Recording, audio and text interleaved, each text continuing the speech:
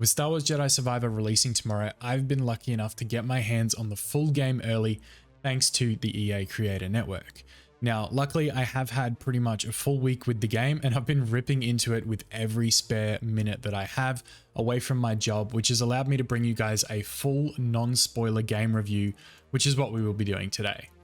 In my opinion, the Jedi Survivor experience, and that's what it is, it's a full experience, has been nothing short of incredible. There was literally only one thing in the entire game that I had an issue with, and I'm almost certain it's being fixed in the Day Zero patch. Now, quickly before I jump into the review, make sure you guys are subscribed to both this channel here and my Clips channel, which is linked down in the description and comments below, because I'm going to be pumping out as much non-spoiler content as I can for the next few days. And then obviously when we get the go ahead to talk about the story, I will be talking about that as well. Now, I am looking to get the Clips channel to 1,000 subs in the next few days, so please, if you have a couple of seconds of time, just jump over there, drop a sub and help me out. Okay, so the first thing I'm going to lead off with is that there will be minimal talk about story and characters in this review in an attempt to keep it as spoiler-free as possible. I really want you to be able to enjoy this game yourselves because there are some absolutely incredible moments throughout the story, to the point where my jaw was on the floor with certain parts of the gameplay and myself actively yelling at my monitor in disbelief as to what was unfolding in front of my eyes. But that's all I'm going to say on that for now. Just know that when you guys play through it, be ready to be shocked because this is amazing. Moving on, I quickly wanted to discuss the one thing that hindered my playthrough of Jedi Survivor first, and then focus on the good stuff. The only thing in the entire game that stopped it from being absolute perfection for me, in my opinion, was the performance. Unfortunately, throughout the game, much like at the preview event, I did run into quite a few frame drops on multiple different graphics quality settings, despite playing on an absolute beast of a PC that I have. However, in saying this, I have been told that the Day Zero patch should fix all the frame rate issues and any other potential problems with performance, so by the time you guys play the game, it should be pretty much perfect. If you do see some stutters throughout my gameplay footage or anything that looks like frame rate drops, don't worry, they're working on it and hopefully it'll be fixed by the time you guys get to play it. There is almost never a game that releases perfectly, but if they can sort out the frame drop issues in Jedi Survivor, I definitely think that this game could very well be, in my opinion, an extremely strong contender for Game of the Year and a near perfect release. Jumping into probably the biggest thing you guys will want to talk about is the combat, and while I have spoken about this a little bit in my previous videos, I can now talk about and show you guys everything the game has to offer. As far as the stances go, the single blade feels very similar to that of Fallen Order. However, I didn't spend a lot of time in the game using it, so I didn't really upgrade the skills there too much. So I can't give a full opinion on what that is like, but I'm sure you guys will figure it out, or I can at least show it off in the next few days. During the main story, if you don't do too much exploring and just play the main missions, you can pretty much max out 2 full skill trees with maybe a few extra skill points here and there. The double-bladed lightsaber is extremely fun to use, and some of the combinations you can do feel nearly unstoppable as they just keep knocking enemies around, causing them to stumble, and especially with some of the new abilities you get, it almost never gets old using it. It's great for crowd control similar to in Jedi. It's great for crowd control considering... It's great for crowd control similar to Jedi Fallen Order, and there are some really large groups of enemies that you end up going up against at some point, so using this and having it in your loadout is almost perfect for that. The dual saber stance, and I will say this now, is the best stance in the game in my opinion. The combination of speed and power is so incredibly refreshing. Cal needs to make the most of his speed and agility to work around enemies, as it feels like the lightsaber blade on this Cal needs to make the most of his speed and agility to work around enemies, as it feels like the lightsaber blade length is noticeably shorter. With this being the case, you need to be able to get up close and personal with your enemies to strike at close quarters, but also evade and move when they start to swing. So you've got to be quick, you've got to have good reaction time, and you've got to get in close. Some of the tougher boss fights and side quest fights can be pretty difficult, and when trying to complete them with the other stances, it was challenging, but switching over to the dual wield stance, there were times where I felt untouchable because of the way Cal moves during combat. I found myself using this stance for the majority of the game, including after the fact that I unlocked the blaster and crossguard stances. I definitely think this is one worth maxing out, and if you guys do decide to go down that route, I'm sure you will thank me later. Speaking of the other stances, if you guys want to experience crossguard and blaster stance without actually seeing it, I would skip through the next minute or two while I show it off and talk about it.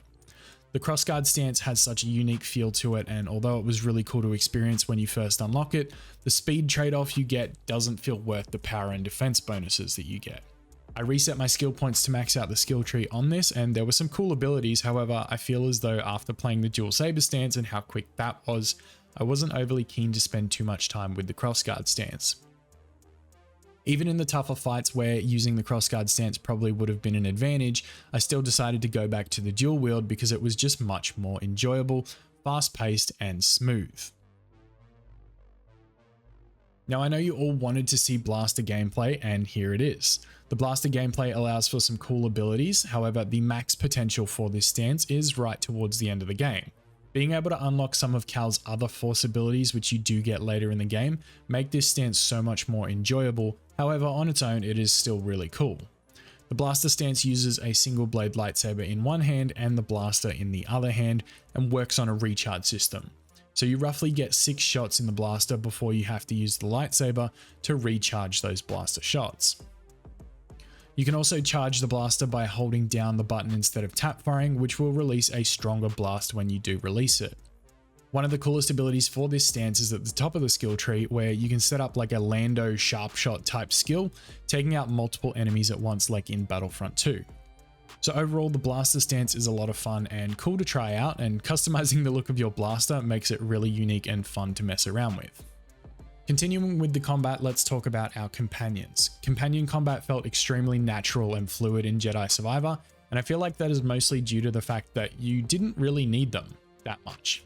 Most of the time, the companions joined you as when there were larger groups of enemies to take out, and you fought half of them, and while they were trying to take you out, your companion was taking out the other half. You could, however, call upon them to immobilize the enemy for you and make it a little bit easier, and that kind of came in handy against a few of the harder enemies. The next thing worth discussing is the exploration.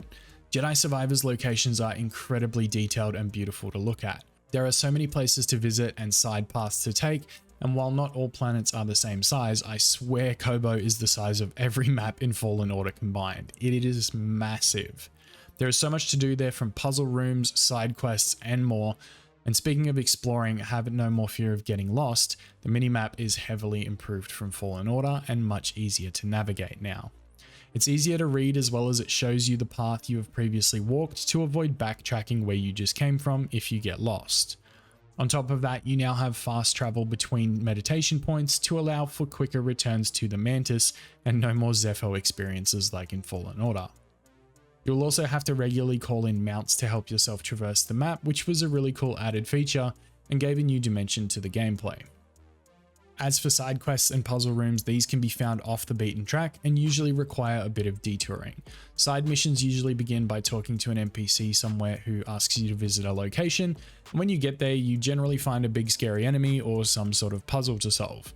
Rewards for these can include skill points, new cosmetics like Jedi robes for Cal, lightsaber parts, or even new perks to use to power up your fights. Rewards for these can include skill points, new cosmetics like different styles for Cal, or parts for your lightsaber, or even for your blaster, and new perks to use to power up your fights along the way as well. So there's a ton of rewards for that exploring, but obviously if you want to run through the main story, you can always return and do this stuff afterwards. The next thing that really impressed me with Jedi Survivor was actually the Traversal. There are a ton of new traversal options to make your way around from point to point, and some of the chained traversal options you have to navigate throughout the map actually feel like you need some level of skill and prediction to complete them. Whereas in Fallen Order, it was most of the time just a simple 3 wall runs in a row, or climbing to this point and jumping over to that point. And this one in Jedi Survivor makes you really think about it and react a lot to it in the moment, which I really liked. I feel like some people might not like it because their reaction time might be a little bit slower, or to be a bit harder to figure out what you need to do in certain instances, but there were definitely a few that stumped me as well, but it just made it that much more rewarding when you actually did complete it. And finally, customization was something that I have spoken about quite a bit on the channel, so I won't spend too much time on it here.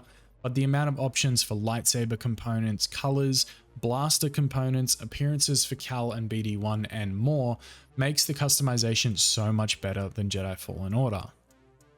Pretty much every lightsaber color looks incredible in the different stances, but personally, my favorites were the purple and cyan color options.